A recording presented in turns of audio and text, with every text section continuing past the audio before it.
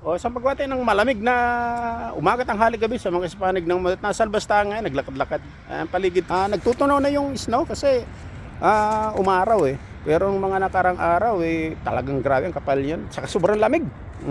Pero ngayon medyo nagtutunaw na. Anyway, pero ang topic ko sa inyo yung mga tisay. Pag nandito ka syempre malamig, kinakailangan may tisay ka din kasama eh.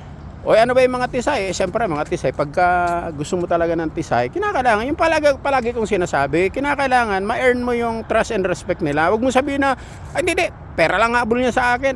Mga babae, yung mga tisay, puro pera, gold digger, yung mga gano'n, yung mga walang experience, saka yung mga napapanood lang yun sa YouTube, o sa Google, o yung mga talagang parang yan, yung kwentong kutsero. Kasi in reality, siyempre iba yung may pera ka. Talagang lamang kasi makukuha mo yung mga small time eh. Kasi yung mga naghahabol ng pera, pera ang habulin mo, yung may mga trabaho, yung hindi pera ang habol, alam mo naman yun. Kunwari, katrabaho mo, o may nakilala ka, para irespeto ka. Pag sinilaw mo sa pera yan, pagtatawanan ka, kasi nakakababa naman ang moral yun. Hindi ka irespeto, ang gawin mo, irespeto ka. Paano ka irespeto? Pag nakita ng tisay na yung astig ka, maginong medyo bastos, pag nagsalita ka, saka hindi ka desperate, kung ayaw nga diwag, pero yung mga salita, may sense of humor ka, ma-attract siya sa'yo, sa personality mo, mabait ka sa kanya, pero sa labas, di ka pwedeng bastusin ng kapwa lalaki. Alam mo, may kalalagay yung mambabas sa'yo, o sa kanya.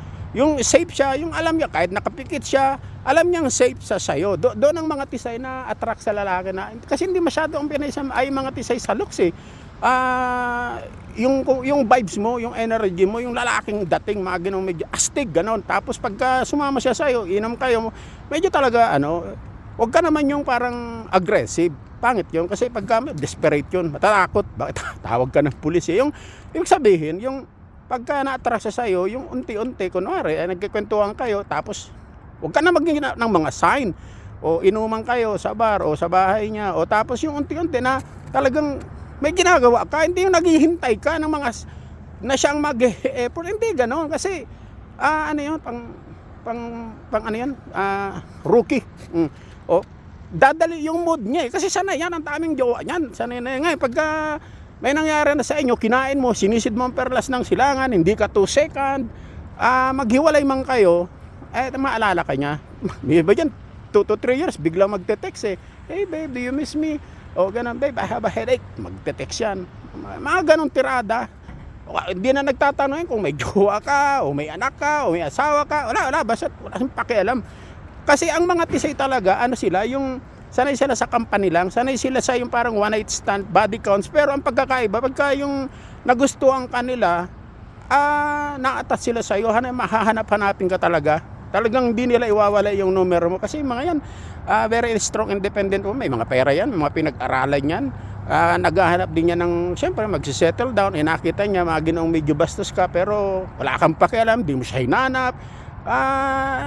For some reason, hindi ka naman makakali. Kasi yung kilala ko, ganyan eh. Bigla na lang may magte-text, sino to? Kasi nagpalit na ng number, hindi mo na ako naalala, magte-text ang picture niya, pa-upuwet niya, o sexting, alam mo na. Kasi, ganun talaga, yun ang reality dito. Yung mga Google na wala namang experience, mga aral-aral, hindi totoo yun. Kasi, sa experience lang nakakilala ko, kaya hindi siya nag-google, real life. Yun lang. Tsaka huwag mga palang kalilimutan, pagkatapos yung sasabi mo sa kanya, talagang the best ka talaga, at saka thank you pagkatapos mong sisirin at napasaya.